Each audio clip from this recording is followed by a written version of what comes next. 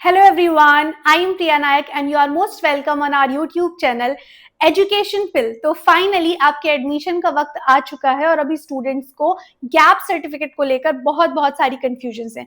कुछ स्टूडेंट्स को लगता है कि अगर उन्होंने 12th के बाद गैप लिया है, ड्रॉप लिया है, तो उनको मास्टर्स एडमिशन के पहले गैप सर्टिफिकेट सबमिट करना होगा। Also some students don't know how to make gap certificate, इसे बनवाते कैसे हैं और वो कौन कौन से डॉक्यूमेंट्स हैं जिसकी जरूरत होती है गैप सर्टिफिकेट को बनवाने के लिए। तो एक एक करके हम सारे डॉक्यूमेंट, सारी कंफ्यूजन्स को देख लेते हैं।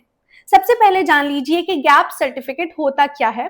Official document declaring a break in education, usually ये 1 ईयर का होता है। एक कोर्स से दूसरे कोर्स में जाने के पहले जो आप ड्रॉप लेते हैं उसके बारे में बताता है ये गैप सर्टिफिकेट, कि आपने गैप लिया और क्यों लिया। ठीक है, तो इसका रीजन क्या होता है, ताकि हमें कारण पता चल सके कि आपने किस रीजन की वजह से ये ड्रॉप लिया था। States reason for the gap, it can be related to health, personal work, entrance prep etcetera.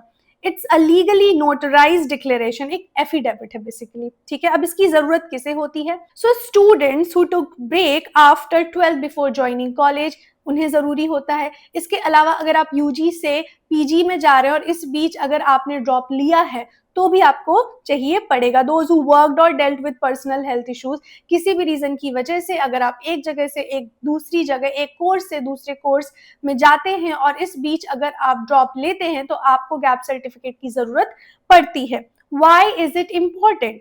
It is required during college admissions और गवर्नमेंट जॉब एप्लीकेशंस। ये एक प्रूफ की तरह काम करता है जिससे पता चलता है कि आपने ये ड्रॉप क्यों लिया था। It acts as proof of continuity and intent and avoids legal or administrative issues.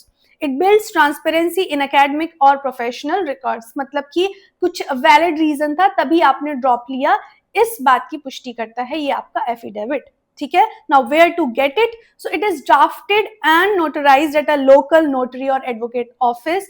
आप किसी भी एडवोकेट ऑफिस में जाकर इसके लिए बात कर सकते हैं।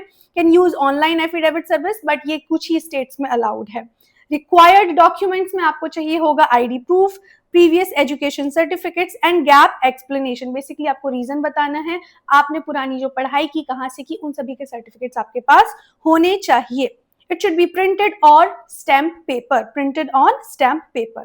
What to include in the certificate? Basically इसमें कौन कौन सी चीजें होती हैं?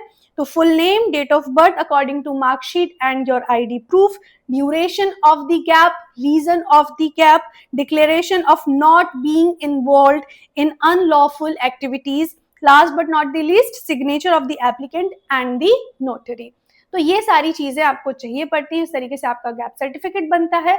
अब जिन स्टूडेंट्स को कंफ्यूजन थी, I am pretty sure clear हो गया होगा कि अगर आपने 12th के बाद ड्रॉप लिया तो आपको एमए के एडमिशन के पहले नहीं आपको लगवाना है, आपने ऑलरेडी बनवाया होगा, है ना, आपके बैचलर्स के पहले। अगर बीए के बाद आपने कोई गैप लिया, कोई जॉब कर रहे थे, कोई हेल्थ इशू था, किसी भी रीजन से, and now you are going for your masters admission, तभी आपको बनवाना है। ठीक है, आई होप सारी कंफ्यूजन्स क्लियर हो गई होंगी।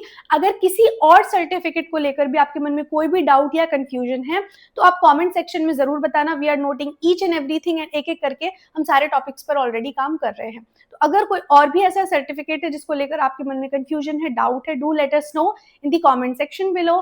And also if these videos are helping you, then do like the video, subscribe to our channel and share it with your friends. Wish you all the very best for your results.